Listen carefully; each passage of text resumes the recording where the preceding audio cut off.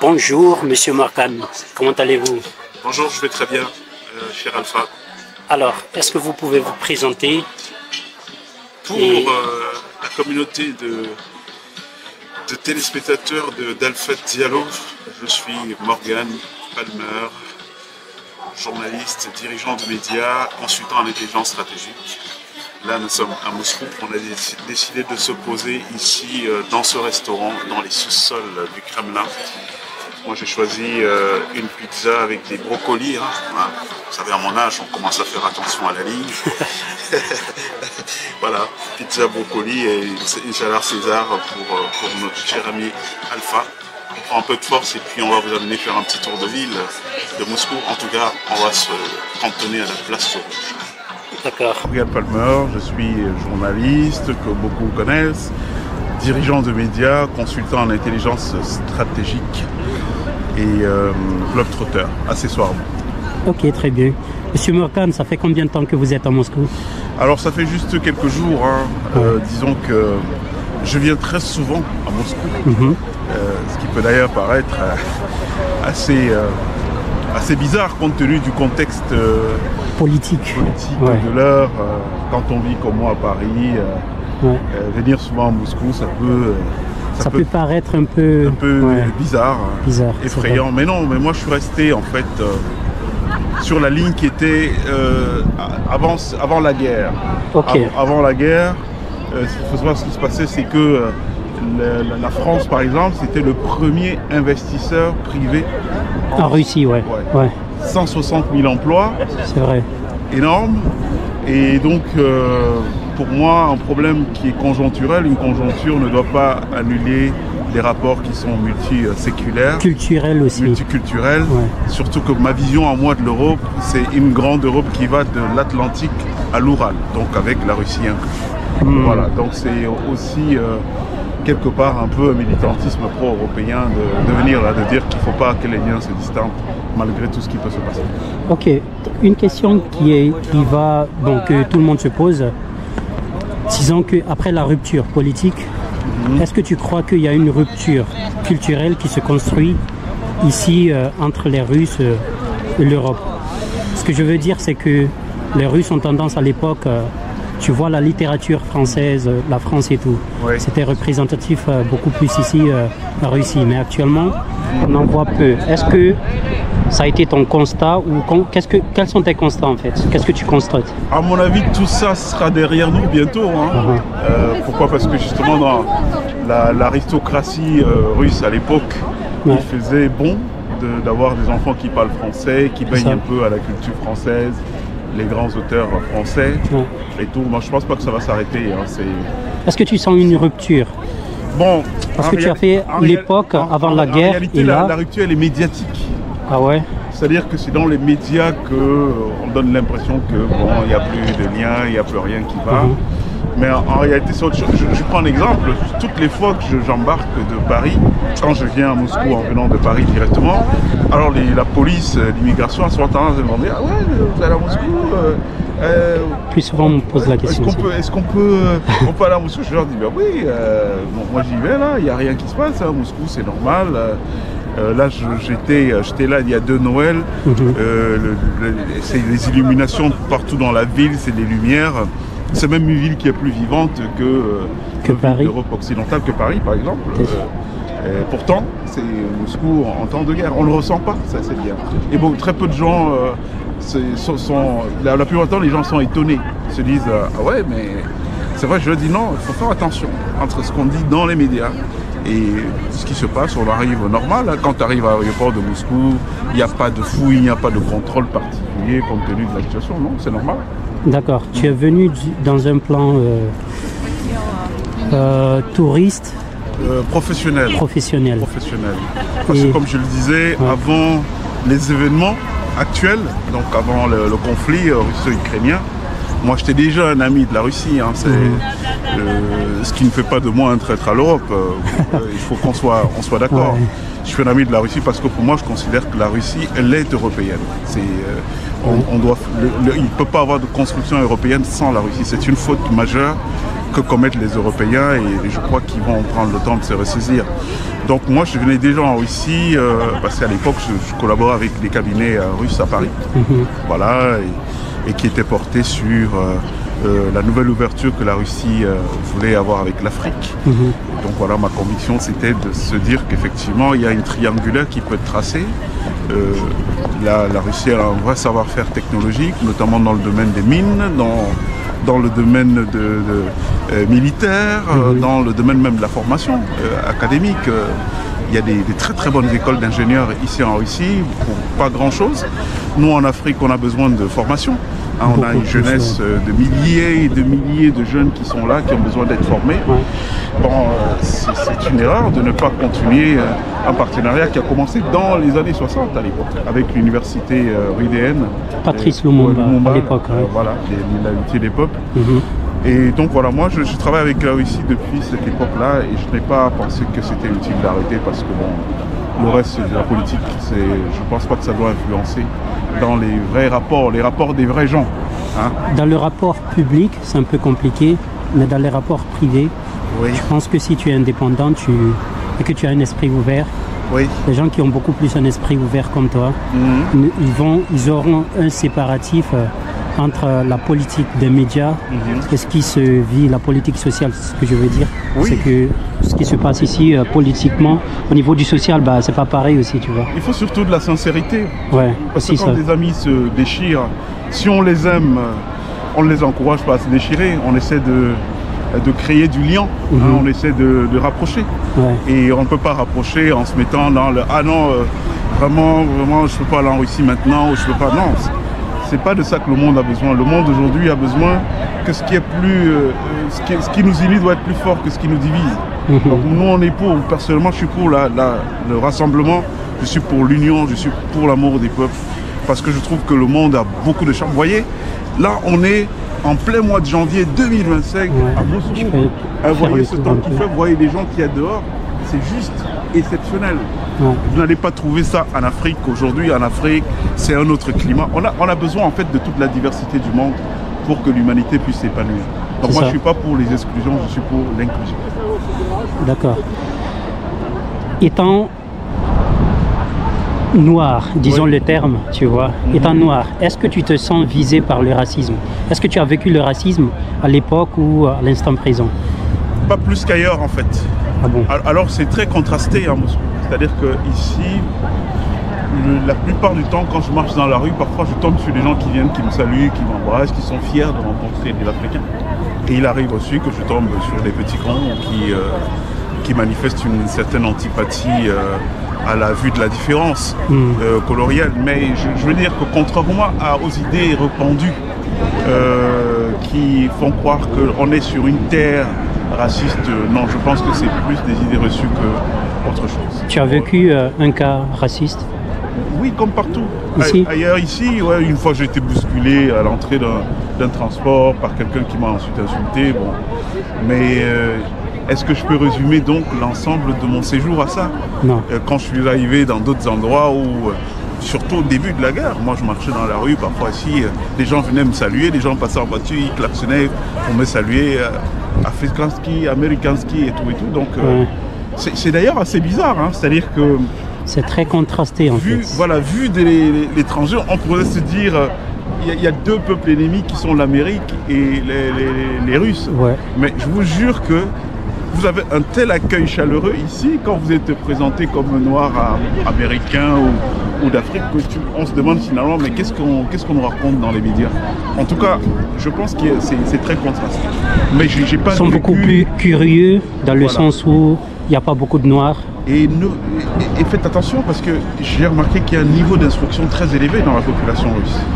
Quand vous parlez avec les gens, beaucoup ont fait des études universitaires et vous savez que ça aide toujours comme l'instruction en termes d'ouverture d'esprit et de compréhension du monde.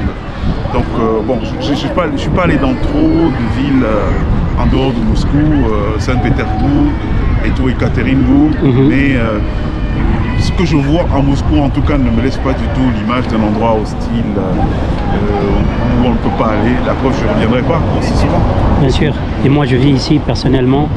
Je peux te confirmer que, comme tu l'as dit, tu peux trouver même en France, hein, oui. Aux États-Unis, il y a la police qui tire sur les blacks et tout, tu vois. Ici, tu vas pas retrouver ce genre de cas. Les SDF noirs, tu vas pas retrouver des blacks qui sont SDF ici, tu vois. Et tout le monde vit, mais c'est contrasté dans le sens où il y a des mecs qui sont un peu, tu vois, traditionnels, tu vois. Ils veulent conserver la Russie pour les Russes, tu vois. Ouais. Si tu prends au niveau de la conservation de la tradition, tu vas penser qu'ils sont racistes, alors qu'ils aiment juste ce qu'ils sont, tu vois. Tout à fait, mais en fait dans le conflit d'ailleurs qu'on voit aujourd'hui, donc la Russie contre le reste du monde occidental, en réalité c'est une guerre civilisationnelle. Le problème en toile de fond, c'est ça. C'est ça. C'est une guerre civilisationnelle. Quel type de modèles familiaux, quelle nouvelle forme de conjugalité, est-ce qu'il c'est acceptable chez eux ou pas?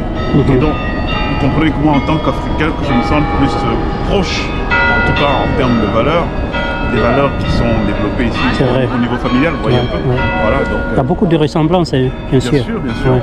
Moi, il y a un truc qui me frappe quand je suis à Moscou, c'est de voir la place qu'on accorde aux vieux, aux anciens. Partout où vous allez, vous voyez, dans les bas d'immeubles, le soir, les mamans d'un certain âge, déjà les tétés qui sont assises ensemble, elles vivent avec leur famille, elles ne sont pas abandonnées, elles ne sont pas délaissées dans des maisons de repos, les maisons de retraite et tout. Et ça me fait beaucoup penser à l'Afrique. Donc la société ici n'a pas tendance, les familles n'ont pas tendance à imploser en fonction de l'aptitude des gens à continuer à être actifs ou pas. Ça, c'est quelque chose de très bien que je trouve aussi en Afrique et qui crée de la proximité. C'est vrai. Une autre question qui est, est-ce que tu trouves que la Russie est un pays pauvre, comme beaucoup en pensent, hein? Parce que c'est la majorité de ce qui se passe au niveau... Non, il y a beaucoup de stéréotypes qui datent de l'époque de la guerre froide, du communisme aujourd'hui. Mais la Russie aujourd'hui, pour moi quand je la regarde, elle est un pays plus capitaliste même que beaucoup de pays d'Europe occidentale. En termes de, je prends juste en termes de tout ce qui est transactions. Là je suis venu ici pour prendre le métro que j'ai pris pour venir là. J'ai payé le métro avec ma carte directement. Ça n'existe pas en Europe occidentale. Ah ouais? Ouais, en France, vous ne pouvez pas payer votre métro avec la carte. Il faut acheter un ticket. Et c'est le ticket qui est validé. Mais pour montrer jusqu'à quel niveau ils sont dans la consommation, c'est-à-dire qu'ils niveau de la technologie, ils ont conçu des systèmes où vous n'avez pas le temps de prendre une carte, vous entrez directement, vous mettez votre carte et puis elle est reconnue, elle est défalquée. Vous voyez un tout petit peu? Et quand vous sillonnez les quartiers, vous marchez, vous avez des commerces partout. Dès qu'il y a une barre d'immeuble, il y a un commerce. Dès qu'il y a une barre d'immeuble, il y a un commerce. Mais on est à fond dans le capitalisme. Ça consomme énormément ici. Niveau transport aussi, il paraît qu'il y a une grande différence. Vous entrez dans n'importe quel transport ici, vous avez la possibilité de vous connecter avec votre câble pour vous recharger. Le Wi-Fi, le téléphone chargé, tout. Téléphone, Wi-Fi, tout chargé. Non, au contraire, la Russie, c'est un pays qui a fait beaucoup d'avancées. Et les gens ont gardé l'image de l'ancienne aussi, mais Moscou, honnêtement, moi je suis parisien et je suis jaloux de la ville de Paris, mais en termes de comparatif sur le plan de la modernité aujourd'hui, Moscou est largement supérieur. Est-ce qu'il y a une déconstruction au niveau de la France? Il y a une déconstruction au niveau de la France, parce que c'est ce qui se passe, c'est ce que les médias disent. La France recule. C'est pas que les médias français en fait. Ah ouais. C'est quelque chose qui est installé dans l'imaginaire populaire. Le communisme qui est méchant et tout, qui est pauvre et tout. Donc les gens sont restés avec ces images-là. Beaucoup de gens le disent même de bonne foi, hein. C'est-à-dire que c'est pas pour salir, mais c'est qu'ils le pensent véritablement jusqu'au jour où ils viennent. Je dis en termes d'illumination, il n'y a aucune capitale européenne. Et je parle d'autorité parce que j'ai visité tous ces pays qui a un niveau d'illumination qu'on voit à Moscou pendant la période de fête de fin d'année. C'est éclairé partout, vous avez de l'endroit où vous passez, vous êtes en pleine nuit, mais vous ne vous rendez pas compte que c'est la nuit. C'est tellement c'est éclairé de partout. Et vous ne trouvez pas ça dans d'autres villes. La sécurité, qu'est-ce que tu en penses? Ah oui, la sécurité. C'est-à-dire qu'il y a aussi beaucoup à apprendre des Russes en matière de sécurité. il y a des caméras partout. Là. Le seul pays où j'ai vu quelque chose qui ressemble à ça, c'est la Chine. Ouais. C'est ultra sécurisé. Et j'ai remarqué qu'il y a une espèce d'autodiscipline ici. C'est-à-dire que, il y a des pays où les gens sont un peu parfois sur les abus des libertés. C'est-à-dire, bon, on est libre, on va faire ce qu'on veut et tout et tout. Et donc la police est obligée de faire de la répression tout le temps. Mais ici, on a comme l'impression que chacun sait quand même où se tenir. Sa place. Oui, parce que moi j'ai vu, on est à la place rouge, une fois, là, à la place rouge, il y avait un type, je crois qu'il n'était pas très équilibré mentalement, qui criait, qui gueulait sur tout le monde, il faisait un bruit, un raffut d'enfer.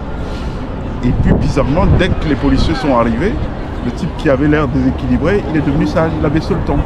Il a commencé à parler doucement. Donc vous comprenez qu'il y a un respect de l'uniforme ici. Beaucoup. Voilà. Ok, ben, merci pour cette interview. On va essayer de visiter un peu le coin, la place rouge. D'accord. Tu vas nous en parler de ce que tu connais. Déjà, tu as beaucoup vécu ici depuis. Tu as commencé à venir à Russie en quelle année, disons? Ouh là là, ça fait de nombreuses années. 20 ans, 30 ans? Non, plus. Dizaine d'années. Ouais, dizaine d'années. Ça veut dire que tu connais beaucoup plus la place rouge que moi. Bon, oui, je connais bien. Est-ce que tu peux nous faire visiter? Je connais bien Arbat, la place rouge. Ok. La place de la Révolution.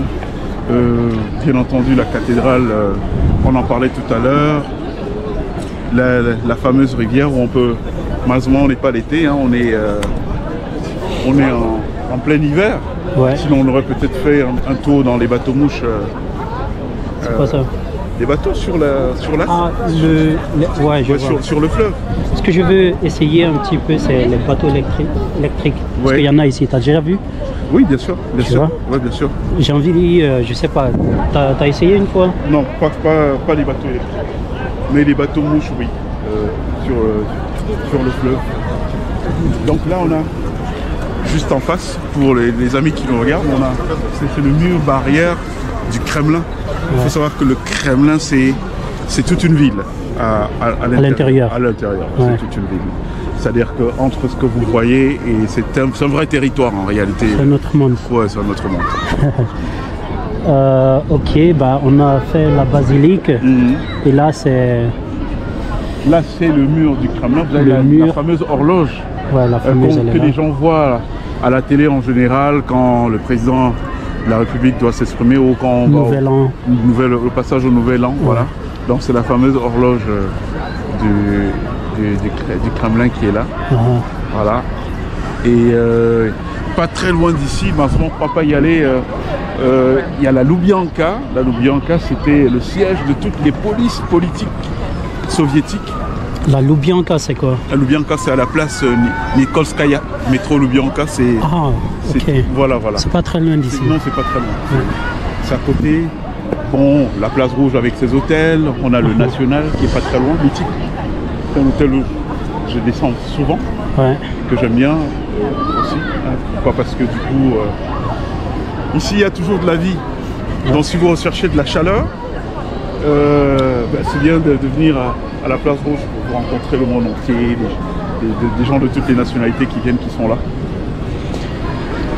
Et à côté de la place rouge, on a de telles ambiances, un petit marché. Oui. Souvent, c'est... Oui, là, c'est... parce que le Noël orthodoxe, c'est à cette période-ci. Parce que eux, la religion orthodoxe, ils ne fêtent pas Noël le 24 décembre comme le 25 décembre comme chez les catholiques traditionnels, classiques et tout. C'est ça. Ouais, c'est souvent en janvier, je crois le 7 janvier, voilà. Donc il y a toutes ces petites activités qui sont organisées. En famille très souvent. Non, ils sont très jaloux de leur modèle familial, ce modèle familial classique qu'on connaît. C'est ça. Et d'ailleurs, je crois que c'est pour défendre ce modèle que jusqu'à présent, il y a tous ces conflits là, parce qu'ils ne sont pas du tout prêts à changer, à accepter toutes les nouvelles formes de conjugalité, des nouveaux moules familiaux qu'on voit actuellement. Donc la famille ici, effectivement, elle a un très grand elle a une très grande importance dans la vie de la Russie. On y va un peu. Ouais, on va de l'autre côté. En fait, la place rouge, c'est tout ça. Mais ici, il y a le GOUM. Ouais, c'est un super. C'est comme un supermarché. Oui. Avec beaucoup d'enseignes différentes, des marques. Ouais. C'est d'ailleurs les signes de la vitalité de l'économie. Vous voyez, quand vous entrez dans ces endroits-là, vous vous rendez compte que les Russes, c'est des gros consommateurs. C'est ça. Ouais. Bon, après, ce qui est frappant aussi ici, c'est de voir que même ceux qui n'ont rien, c'est-à-dire qu'il y en a pour tout le monde et pour tous les niveaux des couches sociales. Voilà. Donc même ceux qui n'ont rien, tout le monde consomme. C'est ça. Ah oui. Ouais. C'est très frappant. Bon, et avec un climat comme ça, évidemment, les gens se réchauffent comme ils peuvent. Beaucoup boivent. Hein. Cette année, ça va. Bon, oui. Le climat, il fait plus 2. Oui, là, c'est... En janvier, très souvent, à l'époque, c'était les moins 10. Ouais. Mais cette année, ça va. Tout à fait. Là, ça va un tout petit peu. Bon, moi, je suis pas très frileux de nature. Ouais. Donc, en général, c'est pas un climat qui m'effraie souvent. Le climat russe. Même si ça peut parfois monter à des températures. Il est arrivé ici, c'était en 2019, je crois, 2020. Moins 32, 35. T'imagines? Ouais. Moins 32, moins 35, c'est énorme. Ouais. Vous avez toutes ces activités ici à la Place Rouge, donc c'est énorme ce qui se passe ici. C'est incroyable. Ouais. Il y a très peu de monde, très peu de touristes, ce qu'on peut constater, tu vois. Du côté de l'Asie, il y en a, tu vois. Oui. L'Europe, on ne voit pas trop. C'est suite à la guerre. Ouais. Non, il y a une vraie vitalité. Hein. Elle se voit, la vitalité. Elle se voit, ouais. Hein. Elle se voit. C'est une place. D'ailleurs, ils étaient obligés, pour le premier, de fermer cette place. Je crois certainement pour des raisons de sécurité. Ouais, ils n'ont pas célébré parce qu'avant il y avait les feux d'artifice. D'accord. Et cette année ça s'est pas fait, c'est à cause de la situation politique. Parce que on peut pas, tu sais ce qui se passe et eux ils se sont dit ça peut être une occasion où les gens vont profiter pour faire n'importe quoi, non? C'est ça. Donc voilà. Bon, on va essayer d'avancer un peu.